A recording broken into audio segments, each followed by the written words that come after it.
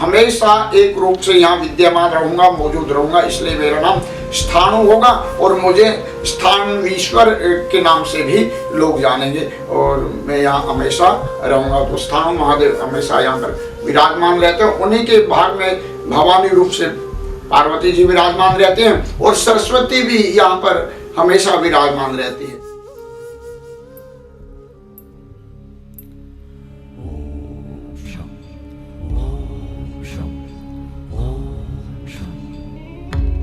शिव शंभो ओम शं ओम शं ओम शं शिव शंभो ओम शं ओम शं ओम शं शिव शंभो ओम शं ओम शं ओम शं शिव शंभो।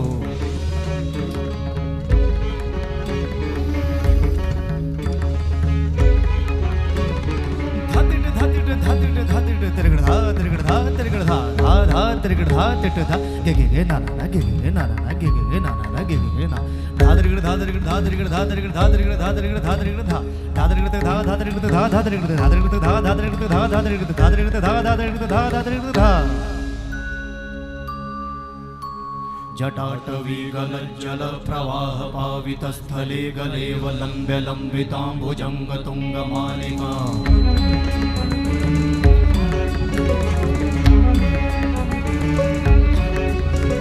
जटाटवी गलज्जल प्रवाह पावितस्थले गलेवलम्ब्य लम्बिताम्बुजङ्ग तुङ्गमालिका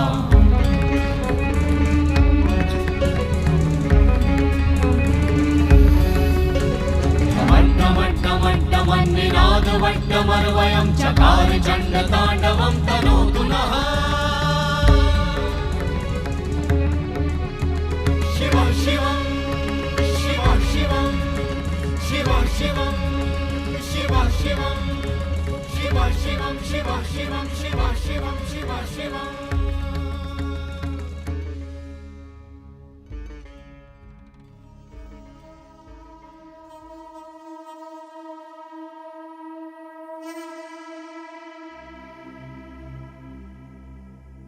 भवानी स्थानवीश्वरो वंदे श्रद्धा विश्वास रूपिणौ याभ्याम विना न पश्यन्ति सिद्धा स्वान्तः सत्मीश्वरम्। आज हम धर्म क्षेत्र कुरुक्षेत्र के केंद्र बिंदु सृष्टि में जब प्रलय और सर्वत्र जल ही जल होता है तो उसका जो केंद्र बिंदु रहता है, उस जल का जो केंद्र रहता है, उस पर नाभि के रूप में, धुरी के रूप में, स्तंभ के रूप में श्री स्थानेश्वर महादेव जी उस स्थान पर विराजमान हैं, प्रतिष्ठित हैं। ब्रह्मा जी के द्वारा सर्वप्रथम सृष्टि का जो प्रादुर्भाव हुआ, ब्रह्मा जी को कार्यभार सौंपा भगवान शंकर के द्वारा सृष्टि को आगे बढ़ाया जाए, तो श्रेष्ठ ब्रह्मा जी ने मन से बहुत सारी कल्पनाएं की और उनको साकार रूप दिया, लेकिन वह सृष्टि विस्तार को प्राप्त नहीं हुई, आगे नहीं बढ़ रही थी। तो ब्रह्मा जी को सृष्टि बढ़ाने के लिए फिर बोला गया इसको विस्तार दीजिए। तो ब्रह्मा जी से मानसिक सृष्टि आगे नहीं बढ़ी और वैकारिक सृष्टि पैदा होती रही। ब्रह्मा जी उसको रिजेक्ट करते रहे और उस शरीर का भी परित्याग करते रहे जिससे वैकारिक सृष्टि उत्पन्न होती रही, विकारों वाली सृष्टि हुई। तब ब्रह्मा जी ने भगवान शंकर को उपासना करके शास्त्रों वर्ष तक इसी स्थान पर और कहा कि मेरा सहयोग कीजिए। तो भगवान कहते हैं ठीक है, मैं भी थोड़ा चंचल हूँ और मुझे इस चंचलता को त्यागने के लिए, स्थित होने के लिए, स्थिर होने के लिए, स्थाणु होने के लिए तप करना होगा। तो भगवान शंकर ने सरस्वती के मध्य यह एक सरोवर है जिसे प्राचीन काल में सर्वप्रथम पहले इसको रुद्रहर्द के नाम से जाना जाता था। उससे भी पहले इसी का नाम सन्निहित था। सन्निहित कहते हैं उस सर्वत्र जब पानी होता उसी के भाग पर सन्निहित इकट्ठे हुए जल को सन्निहित कहा है। तो उसी का ये केंद्र बिंदु है। और आज हम कालांतर में इन्हें रुद्रहृद भी इसी सरोवर को कहा जाने लगा। स्थाणु सरोवर जिन्हें आज हम स्थाणु सरोवर के नाम से जानते हैं। सरस्वती का यहाँ से जो है भाव होता था, उसी में यह सरोवर प्रतिष्ठित है। उसी सरोवर के में बैठकर भगवान शंकर ने 1000 वर्षों तक तप किया। तो यह वो स्थान है जब ब्रह्मा जी ने सर्वप्रथम इस धरती पर पहला शिवलिंग स्थापन किया, उसका नाम है स्थाणु। स्थाणुअयम अचलो सनातन है। तो उसके बाद धरती पर किसी शिवलिंग का जो वर्णन आया है वह पहला शिवलिंग है स्थाणु। ये 12 ज्योतिर्लिंग है हमारे भारतवर्ष में। उन 12 ज्योतिर्लिंगों से बहुत पहले का, जिसे हम आदि लिंग भी कहते हैं, आदि मैंने सबसे पहला, और वही है स्थाणु शिवलिंग, स्थाणुलिंग है, जो धर्म क्षेत्र कुरुक्षेत्र में स्थानेश्वर में प्रतिष्ठित है। इन्हीं स्थाणु भगवान के नाम से शहर का नाम स्थानेश्वर हुआ। और यहाँ एक स्थाणु बट है, स्थाणु सरोवर है और स्थाणु महादेव प्रतिष्ठित है। ब्रह्मा जी ने इनके प्रतिष्ठा करके, जैसे एक नगर बसाया जाता है उससे पहले एक खेड़ा बसाते हैं, तो ऐसे इन स्थानों को सृष्टि का आदि खेड़ा, पहला खेड़ा भी माना गया है और ये स्तंभ माना गया है। इनको स्थानों में एक स्तंभ को कहते हैं जो मूल स्तंभ होता है, जिसे हम रीढ़ कह सकते हैं किसी भी मकान की, किसी भी वास्तु की, वह स्थाणु है। तो इनकी स्थापना के बाद यहाँ पर मैथुनी क्रम से जो सृष्टि चलती है, जो पति पत्नी से संतान उत्पन्न होती है, वह स्थाणु की स्थापना के बाद ब्रह्मा जी ने अपने शरीर के 2 भाग किए। दाएं भाग को मनु और बाएं भाग से शत्रुपा का प्रादुर्भाव, और मनु और शत्रुपा से आगे जो सृष्टि रची गई है उसका, उन लोगों को हम मनुष्य कहने लगे। इससे पहले ब्रह्मा जी ने मन से सृष्टि 10 महर्षियों की उत्पत्ति की और उन 10 महर्षियों के संतान को हम मनुष्य से इतर ऊपर मानते हैं। उनको हम भूदेव अर्थात धरती के देवता कहते हैं, जो ब्राह्मण हैं। और उसके अतिरिक्त जो सृष्टि मनुष्य रूपा से हुई उसमें भी 4 वर्ण तो उत्पन्न हुए, ब्राह्मण, क्षत्रिय, वैश्य, क्षत्रिय, वैश्य और शूद्र आदि, जिन्हें सेवक भी कहते हैं, उनकी उत्पत्ति होती है और ये मनुष्य कहलाते हैं। तो ऐसा इन स्थानों का इतिहास है। तो यहाँ फिर उसके बाद कालांतर में ब्रह्मा जी ने तप किया, विष्णु जी ने किया, शिव ने किया, वशिष्ठ जी ने यहाँ पर तपस्या की है। बहुत वर्षों तक वशिष्ठ जी ने यहाँ तपस्या की। विश्वामित्र ने इनके प्रभाव को जानते हुए पश्चिम दिशा की ओर बैठकर यहाँ तपस्या की।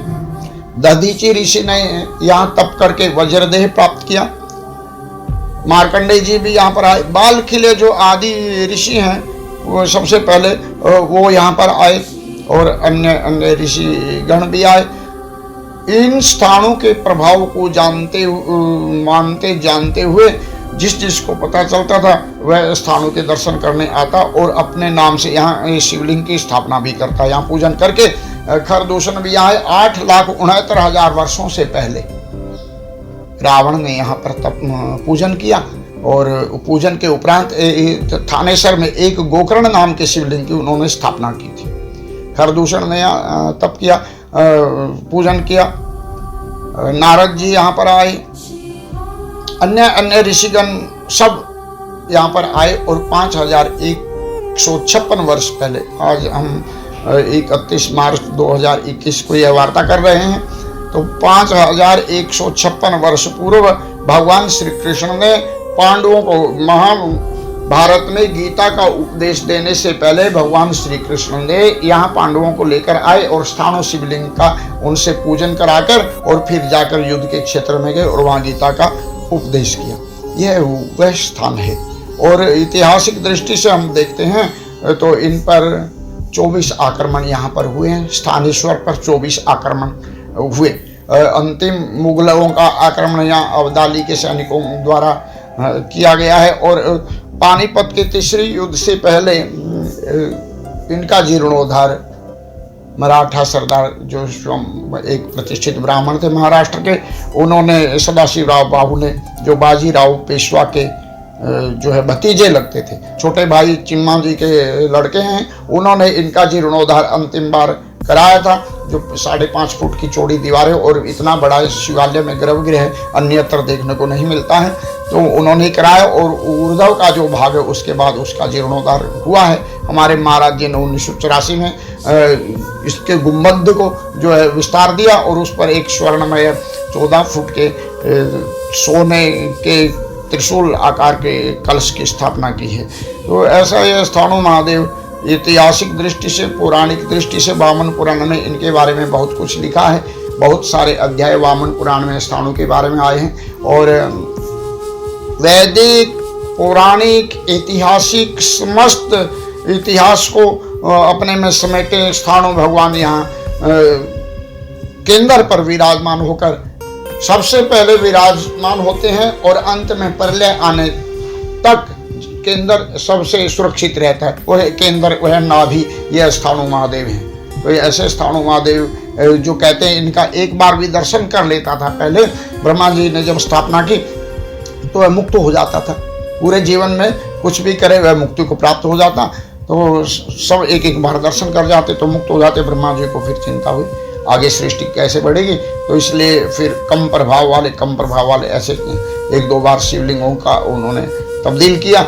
और पहला जो शिवलिंग था वो कोई स्वर्णमय था, हिरणमय, और आगे जो है अभी पाषाणमय शिवलिंग है। जो पाषाणमय शिवलिंग है यह एक अयोध्या में ये स्तंभ मिले थे और यही स्तंभ फिर श्रीलंका में मिले हैं और यहाँ पर हमारे यहाँ स्थानों के रूप में यह प्रतिष्ठित है। अन्यत्र भारत में भी ऐसा जो है पाषाणमय शिवलिंग देखने को नहीं मिलता है। तो ऐसे स्थानों तीनों लोकों में प्रतिष्ठित हैं। देवता, ऋषि, गंधर्व, पितर सभी ने इनका पूजन किया। सर्वप्रथम ब्रह्मा जी ने जब इनकी स्थापना की, सभी देवता, भगवान शंकर जी और विष्णु जी भी साथ में थे। भगवान शंकर ने सभी के समक्ष यह उद्घोषणा की है कि मैं हमेशा एक रूप से यहाँ विद्यमान रहूंगा, मौजूद रहूंगा, इसलिए मेरा नाम स्थाणु होगा और मुझे स्थानवीश्वर के नाम से भी लोग जानेंगे और मैं यहाँ हमेशा रहूंगा। तो स्थाणु महादेव हमेशा यहाँ पर विराजमान रहते हैं। उन्हीं के भाग में भवानी रूप से पार्वती जी विराजमान रहते हैं और सरस्वती भी यहाँ पर हमेशा विराजमान रहती है। यह उन सब ने उद्घोषणा की थी और देवी भागवत में भी आया। और यहाँ जो एक भद्रकाली शक्तिपीठ है और उसका पहले का नाम है सावित्री पीठ। महाभारत में भद्रकाली हो गया। यत्र सावित्री देवी, देवी भागवत के अनुसार यत्र सावित्री देवी तत्र स्थाणु भैरवम। तो उस सावित्री अर्थात भद्रकाली के भैरव स्थाणु हैं। तो भद्रकाली का जो पूजन करता है तो स्थाणु भैरव के पूजन करने भी उन्हें आना चाहिए। और जो स्थाणु भैरव के पूजन करता है कुरुक्षेत्र की यात्रा में भद्रकाली का भी दर्शन करना चाहिए। स्थाणु तीनों लोकों में प्रतिष्ठित है। काशी विश्वनाथ के जो शिवलिंग है वह मुक्तिदायक हैं, मुक्ति का एक मंत्र देते हैं, लेकिन जो स्थाणु है वह तो सर्वत्र मुक्ति देने वाले हैं। कहा गया है गंगायाम जले मुक्ति, वाराणस्याम जले स्थले, कुरुक्षेत्रे त्रिधा मुक्ति, अंतरिक्षे जले स्थले। जो गंगा जी का जल है लगभग गंगा जी 4000 किलोमीटर का बहाव पूरा करके गंगा सागर में मिलती है गोमुख से चलकर। तो वह सर्वत्र जल जो भी है मुक्ति देने वाला है। कैसे मुक्ति देने वाला? सागर के 60,000 पुत्र और उनकी 3 पीढ़ियां सहस्रों वर्षों तक तपस्या करके गंगा जी को लाई। भागीरथ ने अंतिम प्रयास में सफल हुए।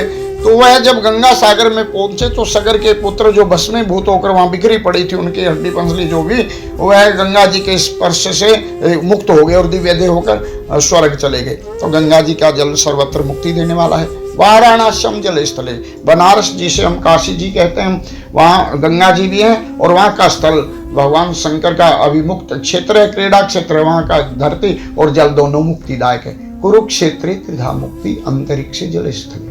कुरुक्षेत्र का वायुमंडल, क्योंकि यहाँ सर्वप्रथम ऋषियों ने वेद की ऋचाओं को गूंथा। वेद व्यास जी ने यहाँ बैठकर इन पर शोध किए और वेदों का विस्तार को थोड़ा व्यास एक दायरे में लाए, क्योंकि उनका नाम तो कृष्ण देवी आयन है और एक दायरे में लाए तो उनका नाम वेद व्यास हो गया। तो यहाँ वेद की ऋचाओं को सरस्वती के किनारे स्थाणु महादेव के नजदीक गूंथा गया है और 60,000 सारस्वत ब्राह्मणों ने वेदा अध्ययन किया यहाँ पर। और यहाँ का वायुमंडल फिर 5156 वर्ष पहले भगवान कृष्ण ने गीता का उद्घोष किया। तो वह सब वायुमंडल में आज भी, क्योंकि अक्षर कहा है, हमारी जो वर्तनी है उसमें हम अक्षर कहते हैं, तो अक्षर उसे कहा जाता है जो कभी क्षीणता को प्राप्त नहीं होता, कभी समाप्त नहीं होता। इसलिए ये अक्षर जो बोले हैं, अक्षरों के संयोग से, उनके एक एक मनके को पिरोने से शब्द बनता है। वो सारे शब्द आसमान में यूं ज्यों के त्यों प्रतिष्ठित हैं। और यहाँ का वायुमंडल भी शुद्ध है। तो यहाँ वायुमंडल में जैसे उदाहरण के लिए हम कल्पना चावला जी ऊपर से अंतरिक्ष से आते हुए, जैसे उनके यान की तापरोधी परत हट गई थी, तो वायुमंडल से वहाँ नहीं यहाँ पर पहुँचे उनके जो भी है शरीर, तो ऐसे भी है यहाँ के वायुमंडल पे अगर वो है तो वो भी मुक्तिदायक है। ऐसे इस सब जगह से यहाँ का तीनों जल, स्थल और वायुमंडल भी मुक्तिदायक है। ऐसा यह धर्म क्षेत्र कुरुक्षेत्र है, वहीं पर स्थाणु महादेव प्रतिष्ठित है। मैंने बताया ये धुरी स्थान है, ये केंद्र है। तो मुखिया सर्वप्रथम केंद्र पे बैठेगा तो सर्वत्र दृष्टि रखेगा, सब जगह देखेगा, सबको देखेगा, वहां से कंट्रोल भी करेगा। सर्वप्रथम वो इसलिए यहाँ पर बैठे। महानता तो ज्यादा थी ही और केंद्र पर स्थापन था। यह नगर भी उस समय प्रतिष्ठित था और मंदिर की भव्यता उस समय बहुत विशाल थी। आज तो मंदिर हम देखते हैं वो भव्यता नहीं है, कभी पत्थरों से निर्मित और बहुत ऊंचा बड़ा शिखर और शिवालय था। ये लगभग 1017-18 वर्ष पहले मोहम्मद गजनी ने यहाँ पर आक्रमण किया। यहाँ से 5 फुट ऊंची, जिसके चारों तरफ एक चक्र होता है, नटराज की मूर्ति जो अष्टधातु की थी और उनके पूरे शरीर पर हीरे जवाहरात लगे हुए थे। तीसरी आंख जहाँ भगवान शंकर की होती है उन पर वहाँ हीरा लगा हुआ था। वह मूर्ति मोहम्मद गजनी यहाँ से सोमनाथ लेकर गया और सोमनाथ से उसे गजनी लेकर गया। गजनी में जाकर उनके जवाहरात निकाल लिए और मूर्ति को इतिहासकारों ने ब्राउंज लिखा कांसे की समझकर खंडित कर दिया। तो मूर्ति अष्टधातु की थी और देश की मिट्टी थी, तो उसको यहाँ से ले गया और नगर तो लूटा ही बहुत। तो इतिहासकारों को भी पूर्ण जानकारी नहीं रही होगी मूर्ति के बारे में। इतिहासकारों ने लिखा संभवतः वह चक्र स्वामी लिखा है और लिखा संभवतः वह विष्णु भगवान की रही होगी, या तो भगवान शंकर की मूर्ति और यहाँ से स्थानेश्वर से ले जाई गई। ये पहला शिव का पहला शिवलिंग यहाँ स्थापन हुआ है धरती पर, इनसे पहले शिवलिंग ही नहीं था। तो ऐसा स्थान है। और जब ब्रह्मा जी ने इनको प्रतिष्ठित कर दिया तो भगवान शंकर ने कहा मैं इसमें ही स्थायी रूप से रहूंगा, यहाँ तो रहूंगा ही मैं, तो मेरे को अन्यत्र न समझे, यहाँ तो मैं हमेशा रहूंगा। जो यहाँ एक बार आ जाएगा। और भगवान ब्रह्मा जी ने पूजन किया, सभी देवताओं ने बारी बारी यहाँ पूजन किया। फिर ऋषियों ने, मुनियों ने, यक्षों ने, गंधर्वों ने, किन्नरों ने, राक्षसों ने, नागों ने और विद्याधरों ने भी इनका पूजन किया और मनुष्यों ने फिर बाद में इनका पूजन करते रहे। तो ऐसा ये स्थान है जो सर्वप्रथम पूजन शिवलिंग में पूजन, जिसे हम रुद्राभिषेक कहते हैं, शुक्ल यजुर्वेद के वैदिक मंत्रों द्वारा रुद्रपाठ होता है। तो वो जो प्रारंभ हुआ है यहाँ से हुआ है, इस स्थान से रुद्री का और रुद्रा अभिषेक का प्रारंभ यहाँ से होता है। शिवलिंग में पूजन शिव का यहाँ से प्रारंभ हुआ है। तो इसकी मान्यता को बताया गया है कि अकामो व सकामो व प्रविष्ट है स्थानो मंदिरम विमुक्ते पात के घोरे ब्राह्मणो नोति परमम पदम। कोई किसी कामना को लेकर मन में या निष्काम भाव से जैसे भी स्थाणु के इस मंदिर में प्रवेश कर गया, मंदिर कहते हैं घर को, शिवालय को, शिव के घर को शिवालय कहते हैं, देवता के घर को देवालय कहते हैं, मनुष्य के घर को जो है घर कह देते हैं, गेह भी कह देते हैं। तो इस शिवालय के क्षेत्र में शिव का जो आभा मंडल होता है, जहाँ शिवलिंग स्थापन है, वहाँ से लगभग 100 हाथ तक, 150 फुट तक शिवालय ही कहलाता है। तो ये तो वो तो आम शिवालय की परिधि बताई गई है। ये पूरा कुरुक्षेत्र है, धर्म क्षेत्र जो है इन शंकर की परिधि है। और उसमें जो एक बार प्रवेश कर गया, ये मंदिर के दायरे में तो जो एक बार आ गया, वह कितने ही पापों से लदा हुआ हो उनसे मुक्त होकर अंत में परम गति को प्राप्त हो जाता है, उसे मोक्ष की प्राप्ति हो जाती है। यह इनका प्रभाव बताया गया। तो ऐसा इनका प्रभाव वामन पुराण में आया है। और बहुत सारे तो ऐतिहासिक दृष्टि से, किसी भी दृष्टि से यह पहला स्थान है और स्थानों तीनों लोकों में प्रतिष्ठित है। तीनों लोकों में इनकी पूजा होती है। ऐसे मृत्यु लोक में आकाशे तारके लिंगम पाताले हाटकेश्वर मृत्यु लोके महाकाल स्थाणुलिंग नमोस्तुते। आकाश में देवता लोग विशेषतया तारक नाम के शिवलिंग का पूजन करते हैं। वहां श्रेष्ठ तारक नाम का शिवलिंग है।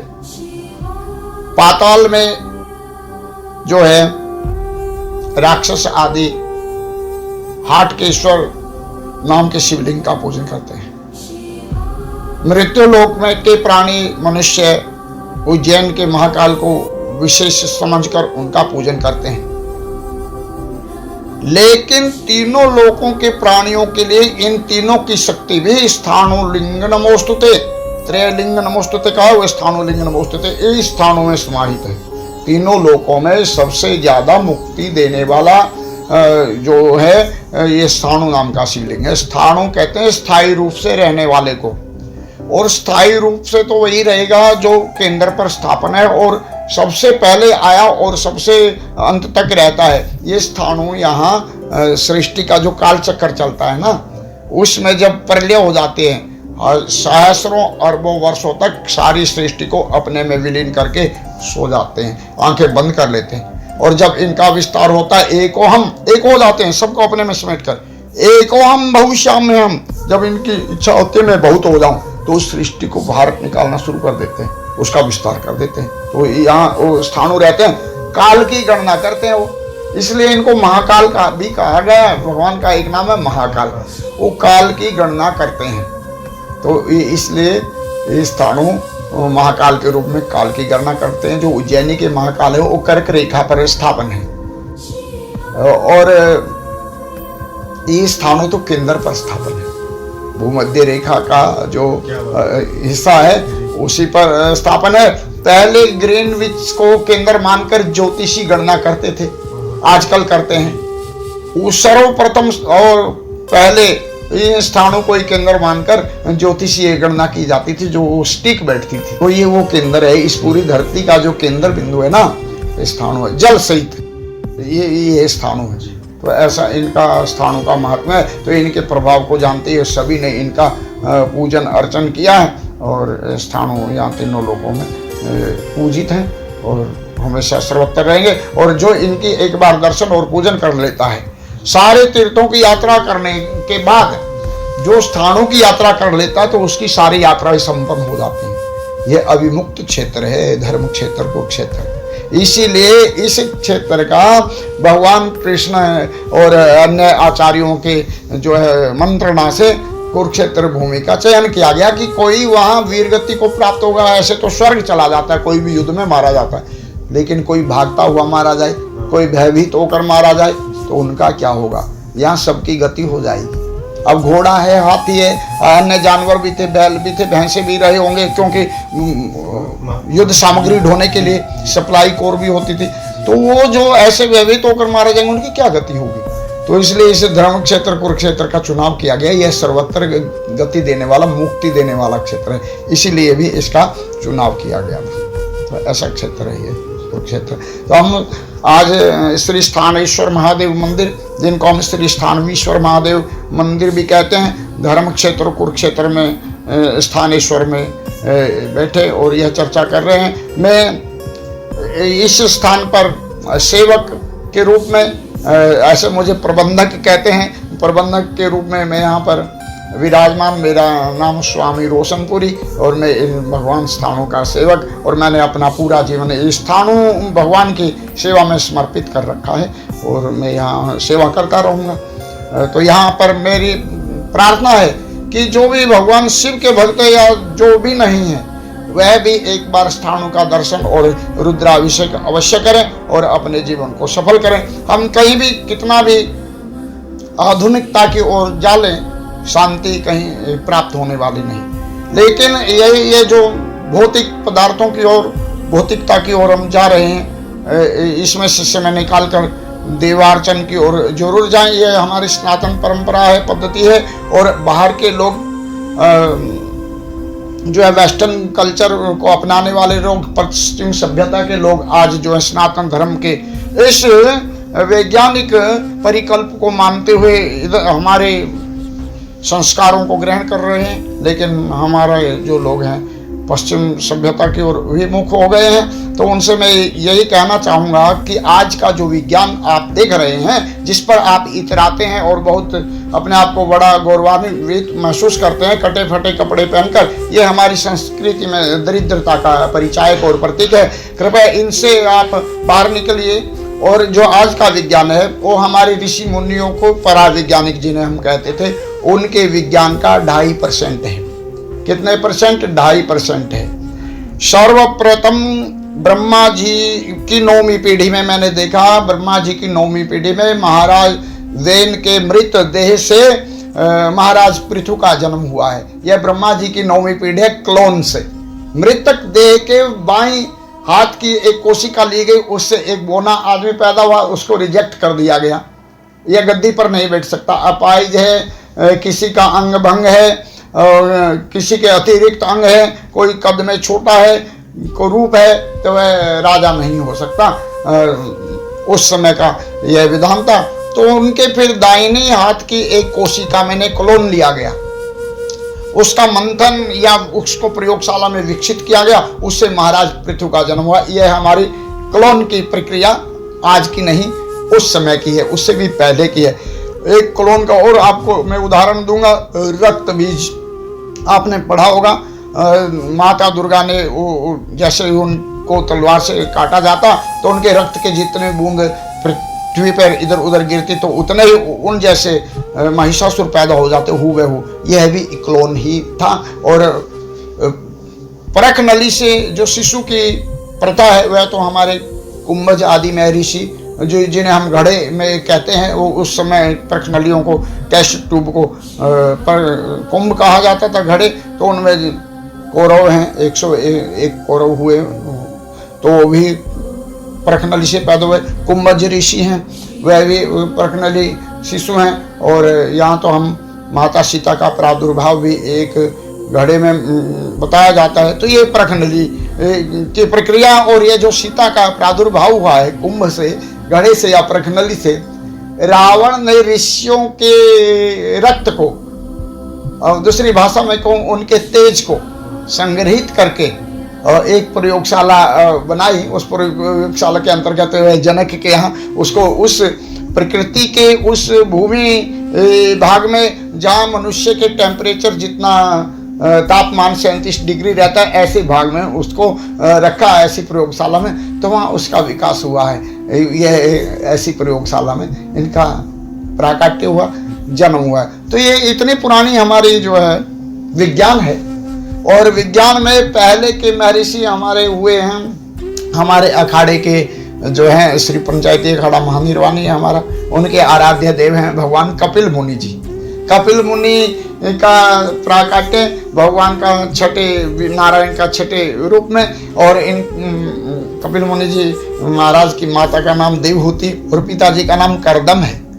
करदम ने जब विवाह किया करदम का देवहूति से, तो देवहूति ने कहा प्रभु जी अब आप ये आध्यात्म को थोड़ा सा विस्मृत कीजिए, थोड़ा सा त्यागिए और गृहस्थ जीवन में भी आप ध्यान दीजिए।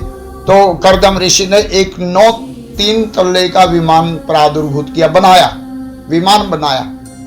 नीचे के भाग में पूरी खाने पीने की सामग्री जो भी व्यवस्था होती है सबसे व्यवस्था, मध्य के भाग में जो है कर्मचारी लोग, सेवकगण और परिचारिकाएं, और ऊपर के भाग में वह खुद स्वयं रहे और वह कई वर्षों तक वायुमंडल में उड़ता रहा। आज का हमारा 72 घंटे से अधिक का कोई विमान नहीं हुआ और वर्षों तक वायुमंडल में उड़ता रहा। किसी किसी पुराण में उस विमान का विलास भवन नाम भी रखा है, क्योंकि आज दूसरे भाषा में मुझे कहना पड़ेगा, थोड़ा क्षमा चाहूँगा मैं समाज से, कि हनीमून बनाने हम यहाँ गए वहाँ गए या हवाई जहाज में गए। ये उस समय का विलास भवन, यह 3 तले वाला विमान कई वर्षों तक वायुमंडल में उड़ता रहा। ये उन्नत विज्ञान था हमारा। और उस समय 9 प्रकार के धातुओं से विमान निर्मित किए जाते थे और छोटे और बड़े हर प्रकार के यहाँ विमान मौजूद थे। और भगवान शंकर ने एक मिसाइल बनाई जो त्रिपुर थे, 3 नगर, एक सोने का, एक चांदी का और एक लोहे का। जो लोहे का पुर था वह 100 योजन लंबा, 100 योजन चौड़ा। 1 योजन का मैंने विस्तार पहले भी बताया कि 4 कोस का 1 योजन होता है और 1 कोस 3.25 किलोमीटर का होता है। तो इस हिसाब से वह विमान 100 योजन लंबा और 100 योजन चौड़ा और लोहे का निर्मित था। उसमें सब तरह की मेडिकल सुविधाएं और अन्य सब सुविधाएं उपलब्ध थी। तो वह जो हमारा पृथ्वी का गुरुत्वाकर्षण बल जहां काम करता है, जहां पर आज हम सैटेलाइट वगैरह छोड़ते हैं, उस परिधि में घूमता था। उसके आगे जो चांदी का विमान था वह हमारे ग्रहों के मध्य कहीं घूमता था। और उसके आगे जो सोने का बना हुआ विमान था वह हमारी गैलेक्सी जो है आकाश गंगा के आसपास घूमता था। तो ऐसे घूमते थे। यह तीनों विमान 1000 वर्षों में एक सिद्ध में आते थे। तो इन त्रिपुरों ने मनुष्यों को तो नहीं सताया, लेकिन देवताओं को जरूर सता दिया। तो देवता लोग और कभी ऋषियों को भी थोड़ा कष्ट पहुंचाओ तो शंकर जी के पास गए। शंकर जी कहते हैं जब ये लोग मेरी भक्ति से विमुख हो जाएं और ये एक सिद्ध में आएंगे, 1000 वर्षों में आते हैं, तब मैं इनका विनाश करूंगा। तो उस समय फिर वो जब उनकी भक्ति से विमुख हो गए तो भगवान शंकर ने और एक मिसाइल का निर्माण किया त्रिपुर वध के लिए। तो ब्रह्मा जी भी वहाँ उसमें शामिल थे, विष्णु जी थे, सब देवता भी लगे। तो इतनी शक्तिशाली मिसाइल थी, जब उसको लॉन्च किया गया तो धरती हिल गई थी। उस मिसाइल से इन तीनों पुरों को बेंध दिया। तो बेंध दिया। ऐसी मिसाइल आज के वैज्ञानिक 1000 साल में नहीं बना सकते, क्योंकि आज की जो मिसाइल है अधिकतम गति वाली मिसाइल 2.5 मैक है, जिसको हम ब्रह्मोस कहते हैं। वह ध्वनि से 2.5 गुना तेज चलती है, ध्वनि की गति से 2.5 गुना। तो इतनी स्पीड की हम गति पैदा कर पाए। 1 मिनट में 6000 चक्कर लगाने वाली कोई भी चीज हम नंगी आंखों से नहीं देख सकते। वह मिसाइल कितनी तेज रही होगी। तो इस सबसे तेज गति की मिसाइल मैं बताता हूँ, जो हमारे वैज्ञानिकों को बहुत समय लगेगा उसको बनाने में। जमदग्नि ऋषि परशुराम जी के पिताजी धनुर्विद्या का अभ्यास कर रहे हैं और रेणुका जी उनके अस्त्र उनको बाण को उठाकर लाती है। तो एक समय दोपहर का समय हो गया, रेणुका को बाण लाने में थोड़ा विलंब हो गया, देर हो गई। जमदग्नि ने पूछा, देवी मेरा बाण इतने दूर जाता है, इतने दूर से पैदल आने और जाने में इतना समय लगता है, आपको विलंब कैसे हो गया? तो कहती है, प्रभु जी देखिए गर्मी का महीना है, सूर्य अपने पूरे यौवन पर है, धरती भी गर्म हो गई है, ऊपर से धूप तेज है, तो मैं पेड़ पौधों की छांव से होते हुए आया हूँ इधर उधर से घूम के, तो इसलिए विलंब हुआ है। तो सूर्य को ललकार दिया जमदग्नि ने, तुम्हारी ये मजाल, तुम्हारी हिम्मत ये कि मेरी पत्नी को परेशान करते हो धूप से, और मैं तुमको बिंद डालूंगा। सूर्य भगवान ने कहा कि आप मुझे कब बिंद देंगे, मैं तो रुकता ही नहीं हूँ। तब जमदग्नि ने बोला, सूर्यदेव तुम जब मध्याह्न काल में एक क्षण के लिए रुकते हो, उस समय तक मेरा बाण, मेरी मिसाइल तुम तक पहुंच जाएगी। उतने समय तक प्रकाश की गति 3 लाख किलोमीटर है 1 सेकंड में, और सूर्य के प्रकाश को धरती पर आने में 8.5 मिनट लगते हैं। इतनी दूर है सूर्य यहाँ से, तो 8.5 मिनट तो उसके प्रकाश को लगते हैं। तो वो कितनी तेज गति की मिसाइल होगी जो क्षण में वहां पहुंच जाएगी सूर्यदेव तक। तो सूर्यदेव का आभास हो गया, जमदग्नि ऐसा कर देंगे, इनके पास तो ये हथियार है। तो वो छाता और जूता लेकर यहाँ पर आए और उनको दिया, ये आप इनको पहनाइए, तो न तो आप इनको धूप लगेगी और न तो इनके पैर जलेंगे। तो ऐसा उस समय का ये था। तो वैज्ञानिक अभी तक मानते थे सूर्य चलता नहीं है। मैं कहता हूँ धरती चलती नहीं, धरती घूमती है अपने अक्ष के चारों तरफ। धरती दैनिक गति करती है, वार्षिक गति धरती नहीं करती, क्योंकि जब भगवान वराह धरती को समुद्र से निकाल कर लाए तो उसको स्थापित और स्थिर कर दिया। धरती का नाम हो गया अचला, न चलने वाली। तो धरती चलती नहीं, इधर से उधर छोड़ के। चलती होती तो रोज वैज्ञानिक कह देते बृहस्पति ग्रह धरती के पास आ गया, टकराएगा, नष्ट हो जाएगी। मैं तो कह देता हूँ कभी नहीं होता, मुझे मालूम है इनका सबका मार्ग निर्धारित समय से पहले कुछ होने वाला नहीं। तो ये टकरा जाती है अगर ऐसे होती। ये स्थिर कर दी है, घूमती जरूर है, चलती नहीं है अपने अक्ष को छोड़कर। और सूर्य चलता है। अब वैज्ञानिकों की समझ में आया, वैज्ञानिकों ने मान लिया सूर्य गतिमान है, सूर्य चलता है और 1 सेकंड में 2,500 किलोमीटर चलता है।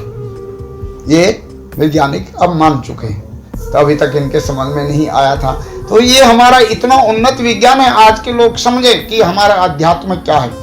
तो जो हम अक्षर कहते हैं, आज जो बोलते हैं हिंदी में, उनको अक्षर कहा जाता है। उनको अक्षर क्यों कहा? कितनी बड़ी खोज की होगी हमारे वैज्ञानिकों ने, ऋषि मुनियों ने, कि अक्षर उसे कहते हैं जो कभी समाप्त नहीं होता।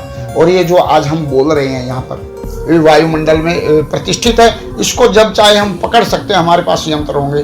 तो वह वैज्ञानिकों ने एक बार कोशिश की और गीता के श्लोकों को पकड़ने की, लेकिन वह आवाज़ धुंधली थी। उसमें सब आवाज़ें मिली हुई, हाथियों के चिंगाड़ने की, अस्त्रों की, शस्त्रों की, ये वो, तो धुंधली आवाज़ उनके समझ में आई नहीं। ये सब प्रतिष्ठित है वायुमंडल में, तो इसीलिए उसको हम अक्षर कहते हैं। ऐसी कोई ना तो भाषा बने जो संस्कृत का मुकाबला करे, कंप्यूटर के लिए एक भाषा का चुनाव करने की योजना बने, कॉमन लैंग्वेज हो, कोई कॉमन भाषा मध्य जो सबके मध्यस्थता करे। संस्कृत के अतिरिक्त कोई भी भाषा वैज्ञानिक मिली नहीं। तो ये हमारा इतना उन्नत विज्ञान को छोड़ के आज का जो पढ़ा लिखा युवा 2 अक्षर पढ़ लेता है तो वह समझ ही नहीं पाता, कंफ्यूज हो जाता है। तो वह समझ ले हमारा इतना उन्नत विज्ञान है। और हमारे वैज्ञानिक क्या करते हैं आजकल? बोले हम क्या कर रहे हैं? रिसर्च कर रहे हैं। रिसर्च करके अपने आप को बहुत बड़ा मान लेते हैं। रिसर्च कर रहे हैं, अपनी सर्च तो कुछ नहीं, उनकी रिसर्च उसे कहते हैं जो हमारे ऋषि मुनियों ने खोज ली थी, उसको हमने खो दिया, उसकी पुनर्खोज का नाम रिसर्च है। तुम सर्च कहाँ कर रहे हो? फिर तुम कहाँ बड़े हो? तुम तो आज इतने बड़े हो, छोटा से हो। ये है हमारा विज्ञान उस समय का, इतना उन्नत विज्ञान। उसको छोड़ के हम ये सब कर रहे हैं। जो आज आधुनिक मकान दुकान, ये जैसे टाइलें लगे हुए कमरों में रहते हैं, ये नमी को नहीं सोखता है। कोई भी हम चीज़ बोलते हैं या वो भी वाष्पीकरण यही घूमता है। तो ये हमारे शरीर को नुकसान पहुंचाने वाले हैं सब चीज़ें। जो पहले के मकान थे और गोबर गारा से लेके और जिन पे चूना कर दिया, चूना नमी को भी सोखता है, जर्म आदि को मारता है। तो ये उनकी ये जो है खोज थी, तो उसको हमने खो दिया। रावण से पूछा गया था कि आप क्या चाहते हैं, क्या आप भविष्य में करना चाहते थे? रावण ने उत्तर दिया था, मैं आसमान में सीढ़ी लगाना चाहता था, अग्नि को धुआं रहित करना चाहता था, और जल को मैं प्रदूषण अर्थात काई आदि न लगे उसके रहित करना चाहता। तो उस समय शोध चल रहे थे रावण के यहाँ, क्या कि जल प्रदूषित हो जाएगा, वायु प्रदूषण हो जाएगा, ध्वनि प्रदूषण हो जाएगा। तो ये जैसे आसमान में सीढ़ी कैसे लगेगी? लोगों के तो समझ में आई ही नहीं बात।